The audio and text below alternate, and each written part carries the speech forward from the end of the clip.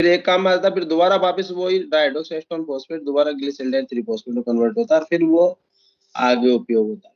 तो इसको काउंट तो करते नहीं है, लेकिन देख आपके एनसीईआरटी में काउंट कर रखी है, एक रिएक्शन खा रखी है एनसीईआरटी ने कि ग्लिसरॉल्डिहाइड 3-फॉस्फेट से बनता है 1,3-बिस-फॉस्फोग्लिसरॉल्डिहाइड, इनऑर्गेनिक फॉस्फेट एडिशन होता है, H2O निकलता है और ये नॉन एंजाइमेटिक क्रिया है।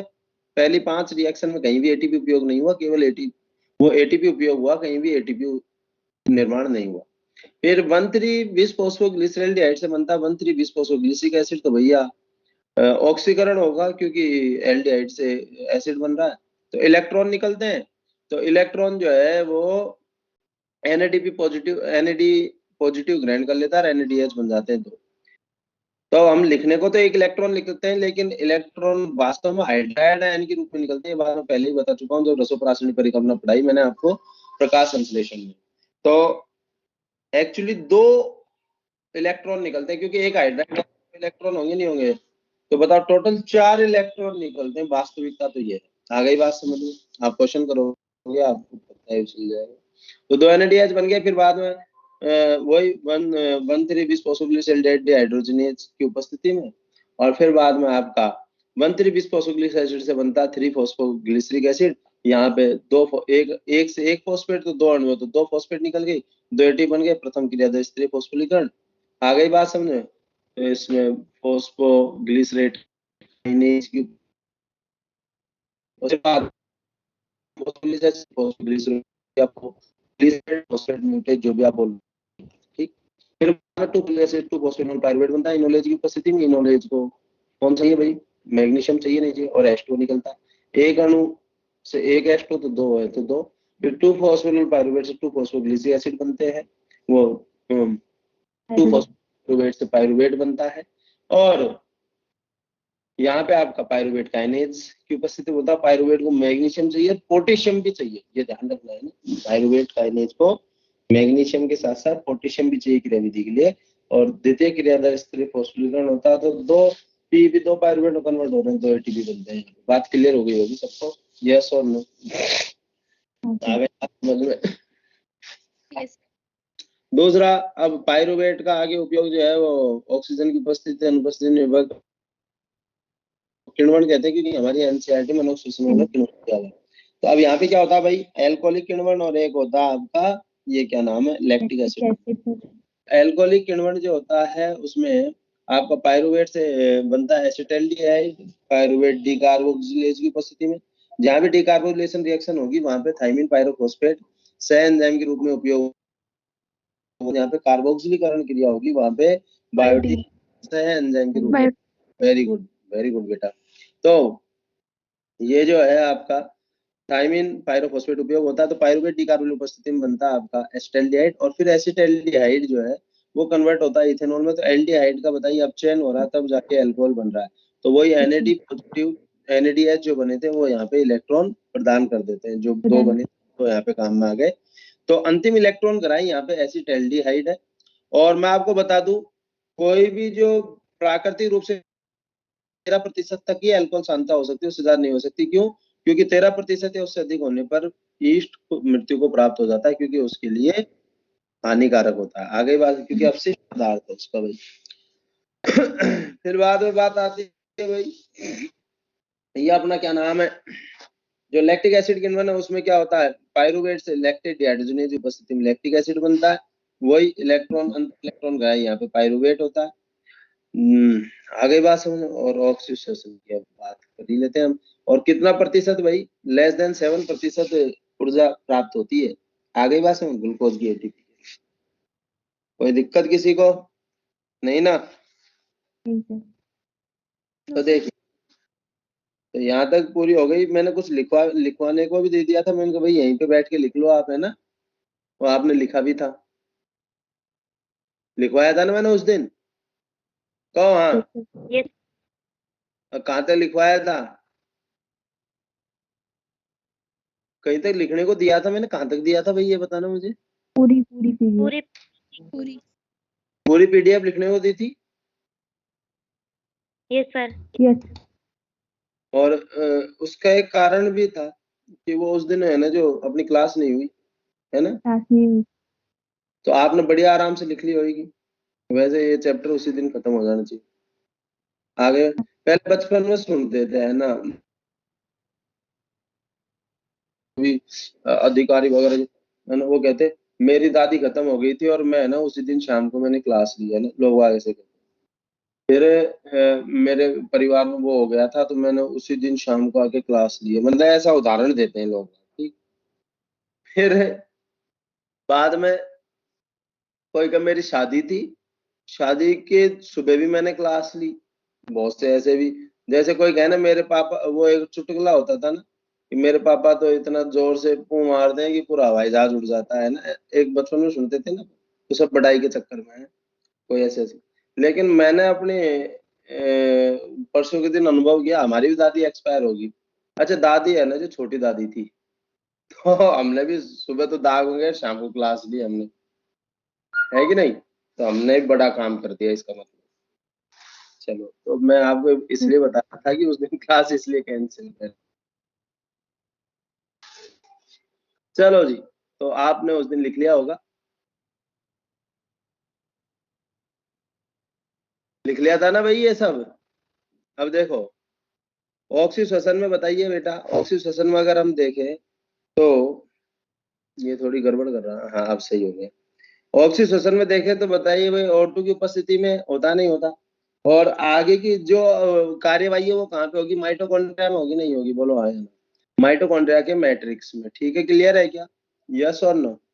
अब मैं आपको एक बात बता दूं, उसको ध्यान से सुन लेना भाई, ठीक है। ये माइटोकॉन्ड्रिया बाहरी झिल्ली है या नहीं है, पहले सही बात बता रहा हूँ, फिर हम एनसीईआरटी के हिसाब से चलेंगे, क्योंकि ये आगे जाके पढ़ोगे आपके मन में नहीं आया, इस चैप्टर में बहुत ज्यादा गड़बड़ी है भाई। तो आप कहीं मन में ना सोचा है सर ने हमारे ने गलत पढ़ाई ना बेटा, मुझे आपको और ये अंतर झिल्ली अवकाश है या नहीं है, अंतर झिल्ली अवकाश है ना भाई। अब होता क्या सर कोशिका तो कोशिका द्रव्य में बताइए भाई, ग्लाइकोलाइसिस हुई थी भाई, यस सर। है ना, ग्लाइकोलाइसिस से ग्लूकोज से बना था पायरुवेट, और पायरुवेट आया यहाँ पे अंतर्जलीय अवकाश में, सही बात ये है, मैं आपको याद दिलाऊंगा कुछ बातें। और पायरुवेट से फिर आपका बनता है बेटा एस्टाइल कोएंजाइम ए, बात क्लियर है सबको, यस और नो। और यहाँ पे बताइए कोएंजाइम, मैंने आपको बताया था ना अंतर्जलीय अवकाश को सह एंजाइमों से प्रचुर होता है, बोलो हाँ या ना, आपको रिक्वायर्ड।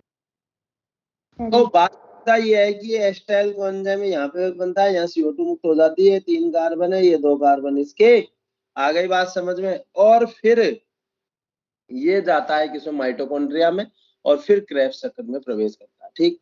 ये तो है सही बात, ठीक है, जो वास्तविक हकीकत है, इंटरनेशनल बुक्स में है, और आप इसी को आगे जाके पढ़ोगे भी, फर्स्ट ईयर में पढ़ लोगे, MBBS में रेस्पिरेशन वगैरह आएंगे ये सब, आ गई बात समझ में। लेकिन अब एनसीईआरटी के हिसाब से क्या है, अब हमें किसको सर्वोपरि मानना है भैया, हमारी एनसीईआरटी जिंदाबाद, ठीक है, क्लियर है। तो ये पायरुवेट आया यहाँ पे, सीधा घुस जाता है यहाँ, और फिर यहाँ पे एसिटाइल कोएंजाइम में, ठीक है, क्लियर है क्या। तो ये बात कह रखी है हमारी एनसीईआरटी ने भैया, कहाँ पे होता है, आधात्री में होता है ये सारे कार्य, बात क्लियर है, यस और नो। Yes sir. तो सही बात तो क्या थी वो मैंने बता दी, लेकिन अंततः तत्वा हमें एनसीईआरटी की बात का ही अनुसरण करना है, ठीक, क्लियर है। जब पढ़ोगे जब याद आई आप बताइए, ताकि आपके मन में दुर्भावना आए यार हमारे सर ने गलत पढ़ा दिया, नहीं गलत नहीं पढ़ाया भाई, सच्चाई ये है, आगे जाके ये पढ़ोगे और अभी आपको ये पढ़ना है। तो बेटा बताइए भाई, एरोबिक रेस्पिरेशन में मैंने आपको बताया पायरुवेट जो है वो एसिटाइल कोएंजाइम में परिवर्तित होता है, यस और नो। और फिर एसिटाइल कोएंजाइम ए जो है वो किसमें प्रवेश करता है, क्रेब्स चक्र में। एक पायरुवेट एक एसिटाइल कोएंजाइम कन्वर्ट होता है तो एक CO2 निकलती है, और फिर वो एसिटाइल कोएंजाइम जो क्रेब्स चक्र में प्रवेश करता है तो 2 CO2 निकलते हैं, यानी होता है एक पायरुवेट की तीनों CO2 कार्बन CO2 के रूप में निकल गए। तो 2 पायरुवेट है तो बताओ 2 एसिटाइल कोएंजाइम बनेंगे, बताओ 2 बार क्रेब्स चक्र घूमेगा नहीं घूमेगा, एक बार एक एसिटाइल कोएंजाइम के लिए, दूसरी बार दूसरे के लिए, बात क्लियर है बेटा सबको, यस और नो। तो आगे की सभी घटनाएं जो है ऑक्सीडेशन की वो किसमें होती है, माइटोकॉन्ड्रिया में, है ना, ये तो तीसरी कर दी मैंने बोल के। और माइटोकॉन्ड्रिया में पूछे तो एनसीईआरटी के हिसाब से किसमें, मेरे सब यस और नो। तो देखिए भाई, ऑक्सीशोषण, ऑक्सीशोषण इसके परिणाम स्वरूप कार्बनिक पदार्थ का O2 की उपस्थिति में CO2 और H पूर्ण ऑक्सीकरण होता है, नहीं होता है? यानी पूर्ण ऑक्सीकरण की बात हो रही है। पूर्ण तो टूट रहा नहीं टूट रहा, बताओ भाई, सारे कार्बन CO2 के रूप में और H2 के रूप में मुक्त हो रहे नहीं हो रहे बेटा? बात क्लियर है सबको? यस और नो? ठीक है। अच्छा,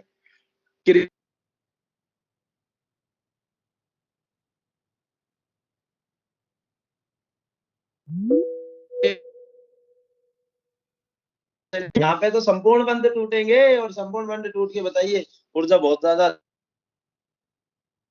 स्थल जो है माइटोकॉन्ड्रिया होगा बेटा। दूसरा निम्न घटना है पायरुवेट से, बताइए। एक होती है योजक, बताइए। ग्लाइकोलाइसिस को क्रेब्स चक्र से जो जोड़ने वाली क्रिया है उसको हम क्या कहेंगे?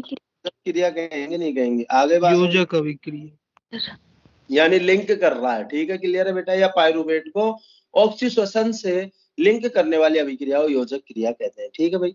तो यहाँ पे मुझे एक बार बताओ बेटा, देखो पायरुवेट, अब बताओ बेटा, पायरुवेट जो है 3 कार्बन का है नहीं।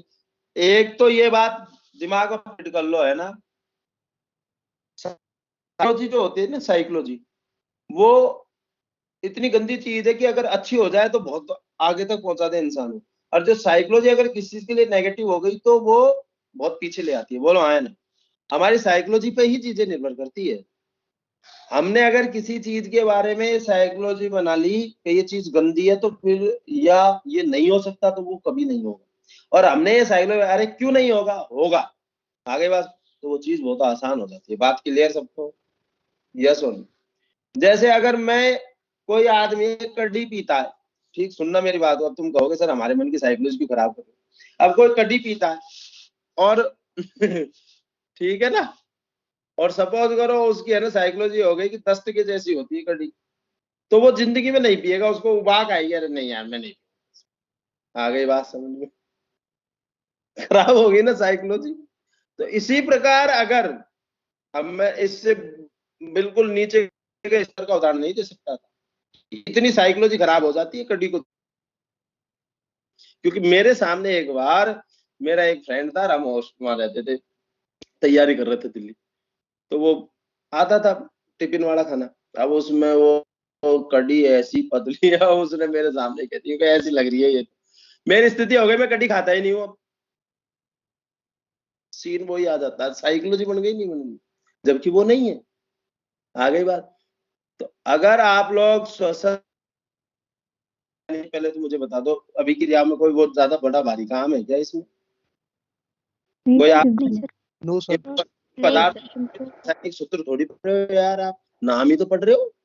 तो कोई भी टफ नहीं है, तो बहुत आसान है ये, कहीं कोई टफ नहीं है। बात क्लियर है सबको? ये तो बहुत आसान चीज है भाई, आपको 2-4 बार लिख के याद करना है, इंटरेस्ट से समझना। तो साइकोलॉजी पॉजिटिव रखना, ये मतलब अरे सर बहुत सारे रिएक्शन कैसे, फिर तो मामला ही खराब हो जाएगा। रिएक्शन कुछ ही नहीं है यार, लिमिट की तो पूरी पौनी पौनी 12-13 तो रिएक्शन है जिसमें कोई लेना देना नहीं। क्या हम याद नहीं कर सकते उनको? आराम से याद होगी। तो पायरुवेट, अब पायरुवेट ध्यान सुनना बेटा, कोएंजाइम है। अब ये कोएंजाइम एक क्या होता है, संरचना मैंने आपसे कही थी, तो मैं आपको श्वसन वाले चैप्टर में बताऊंगा। ध्यान सुनना, एसिटाइल कोएंजाइम है,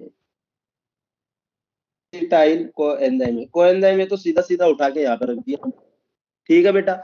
और यहाँ पे बताइए भाई, ये 2 ही कार्बन तो आए, एक कार्बन CO2 के रूप में निकल गया, नहीं निकल गया? बोलो हाँ या ना?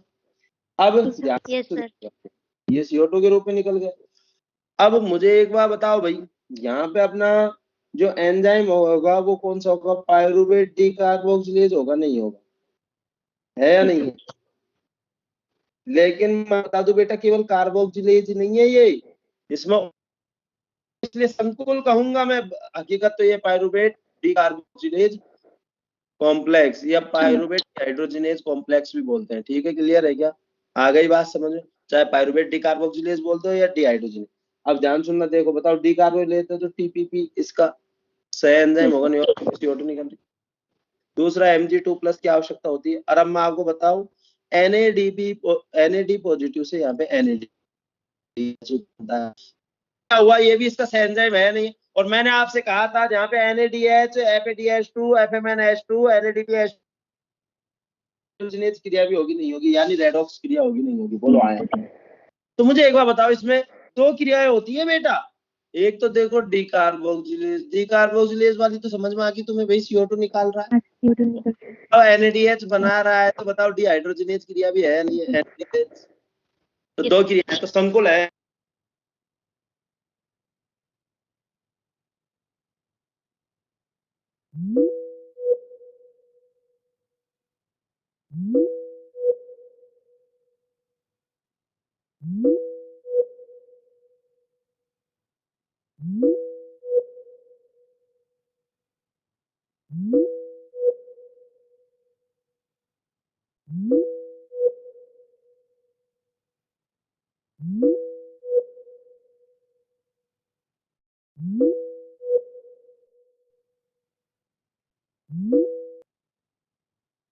बी कार्बोक्सिलीकरण कौन से पद पे होता है? इस योजक अभिक्रिया के दौरान होता है। कोई दिक्कत किसी को? नहीं ना, बहुत आसान है। नहीं, यस और नो? समझ में आ गई कहानी? Yes sir. Yes sir. पढ़नी बी कार्बोक्सिल। तो देखिए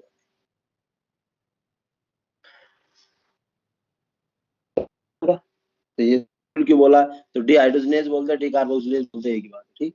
तो इसे ऑक्सीकरण, बिकार्बोक्सिलीकरण या संपर्क या योजक अभिक्रिया यानी लिंक अभिक्रिया, प्रवेश द्वार, क्योंकि बताओ ऑक्सीजन में प्रवेश किया, या ट्रांजिशन बोलते हैं। ट्रांजिशन को हिंदी में संक्रमण बोल रखा। आप सोचो सर कोई संक्रमण कोई बीमारी में